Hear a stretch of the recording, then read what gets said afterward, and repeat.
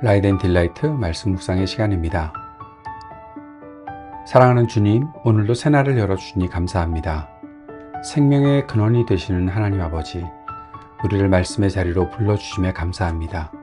수많은 소음이 가득한 세상 속에서 오직 주님의 세밀한 음성에 귀 기울이게 하옵소서.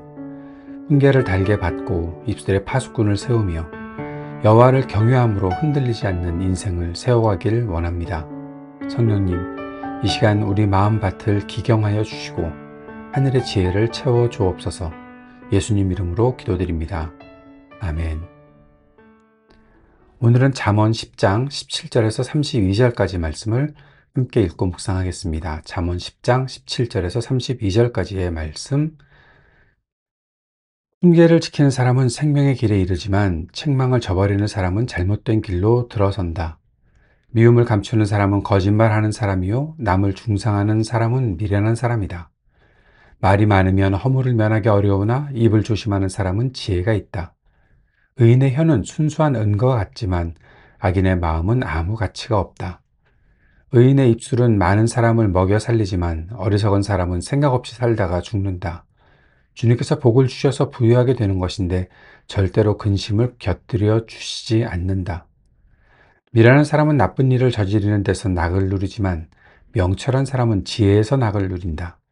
악인에게는 두려워하는 일이 닥쳐오지만 의인에게는 바라는 일이 이루어진다.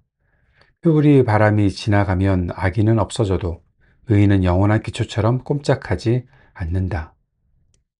게으른 사람은 부리는 사람에게 이에 초 같고 눈에 연기 같다. 주님을 경외하면 장수를 누리지만 악인의 수명은 짧아진다. 의인의 희망은 기쁨을 거두지만 악인의 희망은 끊어진다. 주님의 도가 정직한 사람에게는 힘이 되지만 악행을 하는 사람에게는 멸망이 된다. 의인은 영원히 흔들리지 않지만 악인은 땅에서 베겨내지 못한다. 의인의 입에서는 지혜가 나오지만 거짓말하는 혀는 잘릴 것이다. 의인의 입술은 남을 기쁘게 하는 말이 무엇인지 알지만 악인의 입은 거짓을 말할 뿐이다. 10장에서 앞선 본문의 1절부터 16절에 부지런함과 정직을 강조하고 있었다면 오늘 읽은 이 본문은 훈계를 듣는 태도와 입술의 열매, 그리고 여호와를 경외함이 주는 실질적인 유익에 집중하고 있습니다. 우리는 이런 질문을 던져볼 수 있겠습니다. 무엇이 인생의 차이를 만드는가? 인생을 살다 보면 겉모습은 비슷해 보이지만 위기의 순간에 확연히 달라지는 두 부류의 사람을 보게 되지요. 마태복음 7장에도 그런 일이 있었죠. 모래 위에 집을 지은 사람, 반석 위에 집을 지은 사람. 위기의 순간에 확연히 달라진다는 거 아닙니까? 본문은 그 차이가 어디서 오는지 명확하게 보여줍니다. 그것은 바로 하나님의 가르침을 대하는 태도, 말씀을 대하는 태도, 그 태도가 배어 나오는 입술에 있다는 거죠. 17절부터 32절까지 흐르는 지혜의 원리를 통해 우리 삶을 점검해 보고자 합니다. 첫째는 훈계를 대하는 자세가 생사를 결정한다는 17절의 말씀입니다. 훈계를 지키는 자는 생명의 길로 행하여도 징계를 버리는 자는 그릇 간다. 훈계를 지키는 사람은 삶에 이르는 길을 보여주지만 꾸지람을 버리는 사람은 갈팡질팡하는 사람이다 라는 거죠. 지혜의 시작은 듣는 마음에 있습니다. 내 고집과 경험, 내려놓아야 합니다. 하나님의 말씀과 공동체의 권고를 들을 줄 아는 것이 생명의 길이라는 사실을 기억해야 하겠습니다. 두 번째는 입술의 제어입니다. 18절에서 21절, 30절, 31절, 32절에 말이 많으면 허물을 면하기 어렵다는 거죠. 본문은 입술의 중요성을 반복해서 강조하고 있습니다. 미움에 감추는 자, 남을 비방하는 자, 말이 많은 자의 위험성을 경고하고 있는 거죠. 의인의 입술은 여러 사람을 교육하고 양육하지만 미련한 자는 지혜가 없어서 죽음에 이른다는 거죠. 지혜로운 자는 지금 내가 하고 싶은 말을 하는 사람이 아닙니다. 하나님의 뜻에 합당한 기쁘게 할 말을 선택하는 사람이 지혜로운 사람입니다. 세 번째는 여호와를 경외하는 것의 유익입니다. 여호와께서 복을 주심으로 사람을 부하게 하시고 슬픔을 겸하여 주지 않는다. 22절 말씀이죠. 악인은 그가 두려워하는 것이 임하지만 의인은 그가 원하는 것이 이루어진다라고 말씀하고 있습니다. 25절은 회오리 바람이 지나가면 악인은 없어져도 의인은 영원한 기초 같다고 선언하고 있습니다. 하나님을 경외하는 삶은 단순히 종교적인 열심이 아닙니다. 인생의 기초를 반석에 두는 일이라는 사실을 기억해야 하겠습니다. 오늘 말씀을 개인적으로 적용해 보면 이런 적용이 어떨까요? 피드백에 열려 있는 마음이라는 거죠. 피드백 좋아하는 사람은 아무도 없습니다. 내가 한 일에 대해서 누가 나를 평가해? 뭐 그런 식이죠. 그래서 우리는 누군가 내 잘못을 지적하거나 성경에 내 삶의 방식을 교정하려 하면 먼저 내 속에서 방어 기제가 작동된다는 거죠. 근데 17절의 말씀을 묵상하면서 이번 주간에 또는 우리의 삶의 매 순간마다 나에게 들려오는 불편한 조언이나 말씀을 생명길로 인도하는 이정표로 받아들여 보는 것은 어떨까요? 아침마다 주님, 오늘 제가 고쳐야 할 생각과 습관이 있다면 말씀해 주십시오.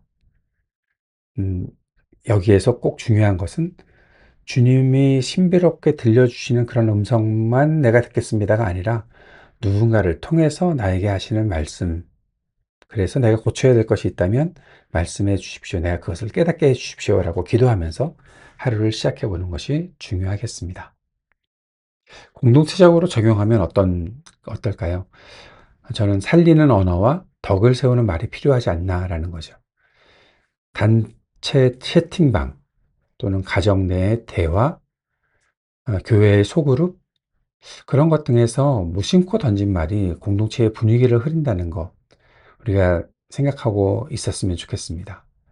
21절 말씀처럼 여러 사람을 교육하고 살리는 그런 언어를 사용할 수 있지 않겠습니까? 비판보다 격려, 불평보다 감사를 선택하는 거 말입니다. 말이 많아진다면 실수할 수 있다는 사실을 꼭 기억하고 내 의견을 주장하기보다는 상대방의 마음을 먼저 읽어주는 경청의 지혜를 실천하는 것이 중요하겠습니다. 사회적인 적용을 해봅시다. 영원한 기초를 신뢰하는 삶을 우리가 살아야 하겠습니다. 경제적으로 굉장히 불확실성한 시대, 사회적인 혼란, 전쟁의 소식들, 그런 속에서 사람들은 뭘 선택할까요? 당장 눈앞의 이익과 악인의 길을 선택하고 싶은 유혹, 저 사람들이 힘이 센데 그냥 저쪽에 기대해 볼까 하는 그런 유혹을 느낄 때 말입니다. 그럴 때 영원한 기초를 기억합시다. 25절에서 말하고 있었던 편법과 부정이 횡행하는 세상 속에서도 여호와의 도가 정직한 자에게 산성이라는 사실을 믿고 끝까지 원칙을 지켜야 하겠습니다. 직장에서 정직한 그리스도인으로 남는 것, 사회적인 약자를 배려하는 언어를 사용하는 것 자체가 이 시대에 산성을 쌓는 일이라는 사실을 잊지 않기를 바랍니다. 기쁨의 근원이 어디 있는가? 이 질문을 던져봅시다. 23절에서 미련한 자는 행악으로 낙을 삼고 명철한 자는 지혜로 낙을 삼는다고 말했죠. 오늘 우리의 기쁨은 어디에 있습니까? 우리는 무엇으로 즐거움을 삼고 있습니까? 잠깐의 쾌락을 주는 악인의 길입니까? 아니면 영원한 평안을 주는 지혜의 길입니까? 우리의 영원한 기초 되시는 예수 그리스도께서 우리를 위해 십자가에서 모든 징계를 대신 받으셨습니다. 우리는 그분의 훈계를 기쁨으로 따를 수 있는 새 마음을 얻었습니다.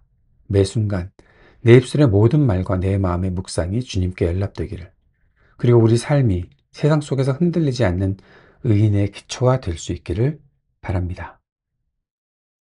주님께서 가르쳐 주신 기도 함께 드리겠습니다.